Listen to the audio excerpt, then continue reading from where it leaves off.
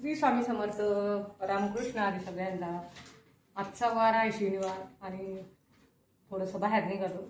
तोंडात तर काय गोळी उन्हात बाहेर निघताना आसमंताराची गोळी तोंडात थंड असते म्हणून तुम्ही म्हणता तोंडात काय टाकलेले आहे.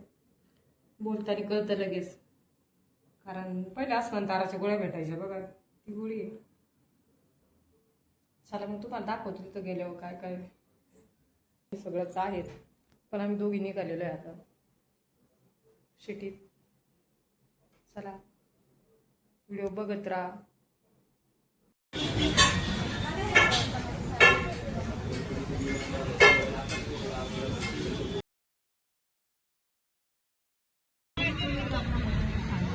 संस्कार एक्सपो मेळावा आणि बघा इथे वेगवेगळे प्रकारचे स्टॉल लागलेले आहे. गर्भसंस्कार, शिशुसंस्कार असे वेगवेगळे स्टॉल आहे आणि स्टॉलमध्ये भेट दिल्यावर आपल्याला नक्की समजणार आहे. तर बघा पुढचे स्टॉल मी तुम्हाला थोडीशी माहिती देते. हा बघा आम्ही इथं भेटलो, फोटो घेतले.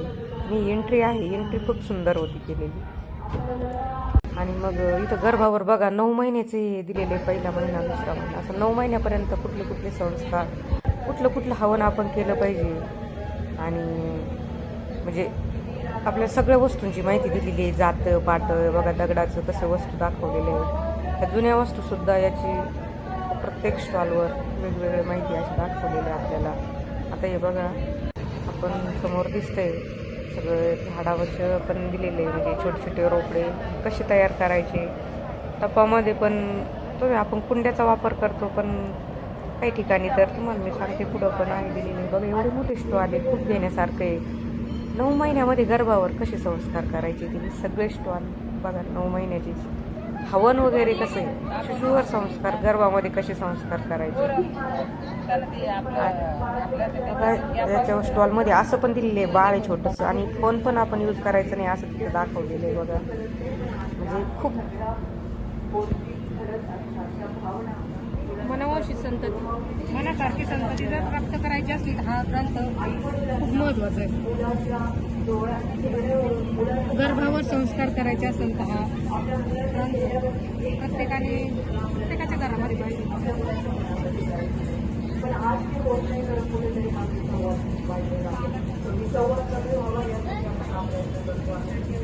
खूप घेण्यासारखं आहे. जर आपण काय करतो, पैसे खर्च करून कुंडी घेतो आपण, टाकून दिलेल्या वस्तू याच्यापासून मुलांना सुद्धा केलं पाहिजे. अजून कुठलीही टेक्नॉलॉजी त्याची जागा घेऊ शकली नाही आहे. कुठल्याही वस्तू किंवा रुपयांनी ते विकत घेता आलं नाही आहे. आपण म्हणतो ना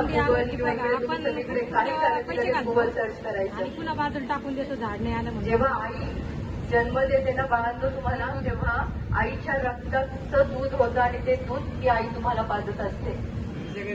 आईच्या हाडातलं कॅल्शियमने तुमची हाडं बनत असतात.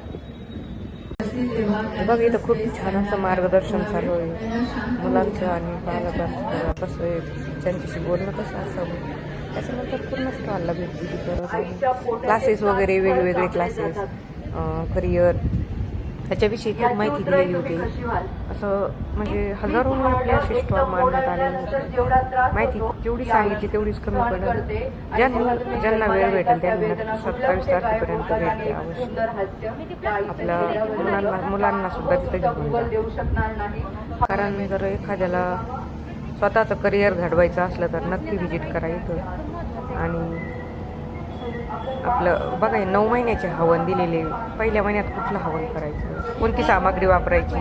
9 महिन्यापर्यंतचे आपण सगळे जसं कोणतं हवन कोणत्या महिन्यात सामग्री वापरली पाहिजे. 9 महिन्यापर्यंत पहिल्या महिन्याची सामग्री कुठली, दुसऱ्या महिन्याची, बघा समोर सगळं दिलेलं आहे.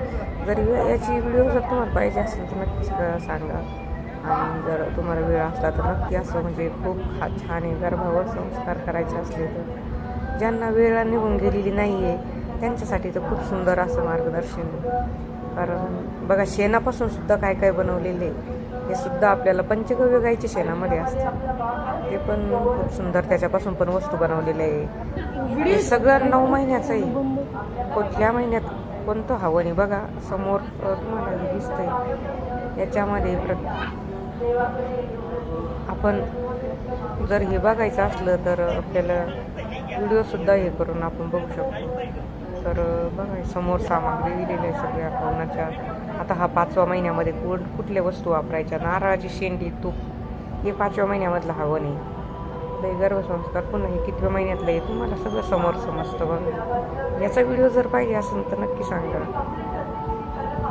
बघा घेण्यासारखं खूप आहे, फक्त ज्यांना वेळ आहे त्यांनी नक्की एक वेळेस इथं भेट द्या. आणि आजचा हा जर व्हिडिओ आवडला तर नक्की व्हिडिओला लाईक करा. नवीन असेल तर सबस्क्राईब करायला विसरू नका. तर पुढचा राहिलेला व्हिडिओ आपण पुढच्या ब्लॉगमध्ये घेऊ.